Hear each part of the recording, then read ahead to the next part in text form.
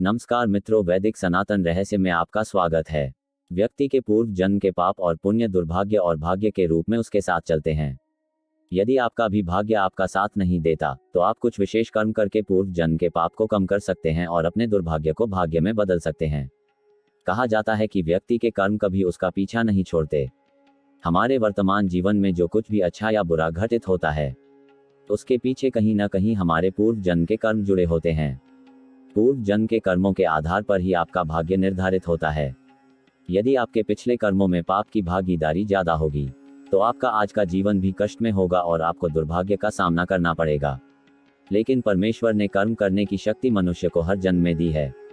अगर आप इस जन्म में भी बेहतर और पुण्यदायी काम करते हैं, तो अपने पूर्व जन्म के तमाम पापों का अंत कर सकते हैं और अपने दुर्भाग्य, बैड लक, को सौभाग्य, गुड लक में बदल सकते हैं। यहाँ जानिए ऐसे कामों के बारे में जो आपके पूर्व जन्म के पाप को कम करने में मददगार साबित हो सकते हैं। बस उन्हें करते समय आपकी मंशा एकदम शुद्ध होनी चाहिए। मानस में भी प्रारब्ध की प्रबलता के अनेक दृष्टांत प्रस्तुत किए गए हैं। देवर्षि नारद प्रारब्ध की प्रबलता का प्रतिपादन करने के बाद उसके परिहार का उपाय भी बताते हैं और यह घोषित करते हैं कि भगवान शिव की कृपा से प्रारब्ध का निवारण किया जा सकता है। प्रारब्ध को परिवर्तित करने के लिए देवर्षि नारद ने जो उपाय बताया वह तात्विक दृष्टि से भी बड़ा महत्वपूर्ण है। उनकी दृष्टि में तपस्या और शिव कृपा के संयोग से असाध्य प्रारब्ध को साध्य के रूप में परिवर्तित किया जा सकता है। केवल अपने पुरुषार्थ मात्र से प्रारब्ध में परिवर्तन संभव नहीं है।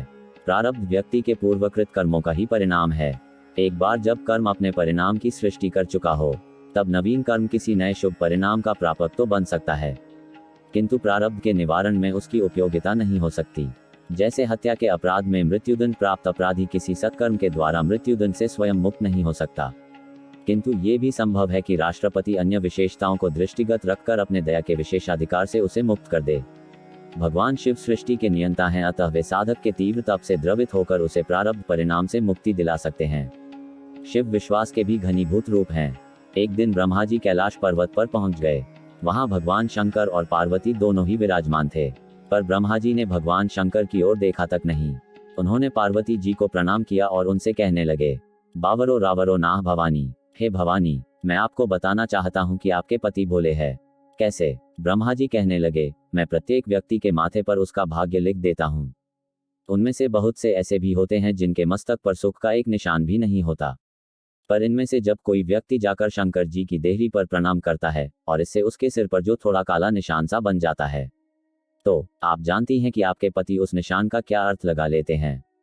ब्रह्मा जी कहते हैं, शंकर जी उस व्यक्ति के सिर पर लगे निशान को देखकर सोचते हैं कि इस व्यक्ति का भाग्य लिखने में ब्रह्मा से कुछ न कुछ गलती रह गई होगी, इसलिए तो उन्होंने ये निशान बना रखा है, अतः अब मैं ही इसे सुधार देता हूँ।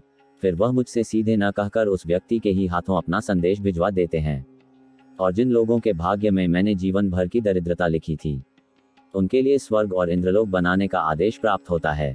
अब आप ही बताइए, ये भोलापन नहीं तो और क्या है। हम जानते हैं कि लिखने में यदि कुछ गलत लिख दिया गया हो, तो उसके नीचे निशान बना दिया जाता है कि जिससे बाद में उसे सुधारा जा सके। रोज नए नए स्वर्ग बनाते बनाते मैं तो तंग आ चुका हूँ। ये कार्य अब मुझसे नहीं होगा। अब आप मुझे ब्रह्मा के पद से मुक्त कर दें तो आपकी बड़ी कृपा होगी। ब्रह्मा जी की बातों को सुनकर पार्वती जी के होठों पर हंसी आ जाती है और शंकर जी भी प्रसन्नता से मन ही मन मुस्कुराने लगते हैं। मानस में गोस्वामी जी वर्णन करते हैं, मंत्र महामनी विषय ब्याल के, मिटत कठिन कुअंक भाल के, विषय रूपी सांप का जहर उतारने के लिए राम मंत्र एक महामणि है। ये माथे पर लिखे हुए कठिनता से मिटने वाले बुरे लेखों, मन प्रारब्ध को मिटा देने वाले हैं। राम नाम में मन प्रारब्ध को मिटाने की शक्ति है। एक कथा के अनुसार किसी भक्त ने एक संत से पूछा कि रामायण के इस चौपाई में तो लिखा है कि श्री राम नाम माथे का लिखा मंदा प्रारब्ध भी मिटाने में सक्षम है, परंतु भृगु संहिता के अनुसार जो लिखा है वह होकर रहता है। तुलसी बाबा ने ऐसा कैसे लिख दिया? महाराज जी ने कहा, भृगु संहिता में लिखी बातें बिल्कुल ठीक होती है, परंतु राम नाम सबसे ऊपर है। मानस जी का एक एक अक्षर सत्य है। यदि नाम की कृपा हो जाए तो तुम्हारी आयु बढ़ सकती है। मेरा राम नाम पर पूर्ण विश्वास है। भक्त ने महाराज के कहे अनुसार अखंड राम नाम के जप का संकल्प ले लिया। क्योंकि भक्त बहुत बीमार था और गणना के हिसाब से 12 दिन में मरने वाला था, उन्होंने भगवान से कहा कि यदि वह सच में बच गए तो सब कुछ छोड़कर केवल राम राम ही करेंगे। भक्त बड़े निष्ठापूर्वक राम नाम का जप करते रहा। इस तरह मृत्यु की तिथि आई और उसे लगा कि अब प्राण छूट जाएंगे, परंतु उस दिन कुछ नहीं हुआ। उस दिन के बाद उन्होंने सब कुछ छोड़कर केवल श्री राम नाम और कथा का रसपान किया। इस तरह जो भक्त 12 दिन में मरने वाले था, वह उसके बाद 12 साल तक जीवित रहा। ठीक इसी तरह प्रारब्ध को परिवर्तन करने के लिए एक उपाय है। सुबह स्नान करके पास ही किसी शिव मंदिर जाए। जब घर से निकले तो मन ही मन अखंड राम नाम चलना चाहिए। मंदिर की देहरी पर माथा रगड़े और इस चौपाई को 11 बार जप करे। राम मंत्र महामनी विषय ब्याल के, मिटत कठिन को अंक भाल के। राम। उसके बाद महादेव को जल अर्पित करके मन ही मन जप करते हुए घर आ जाए। किस्मत बदलनी शुरू हो जाएगी। जितना ज्यादा जाप होगा भाग्य उतना ही प्रबल होगा। ईश्वर और उनके नाम पर विश्वास रखो दोस्तों, वो बहुत कृपालु है। वीडियो को लाइक व शेयर करें और हमारे चैनल को सब्सक्राइब करें। धन्यवाद और प्रणाम।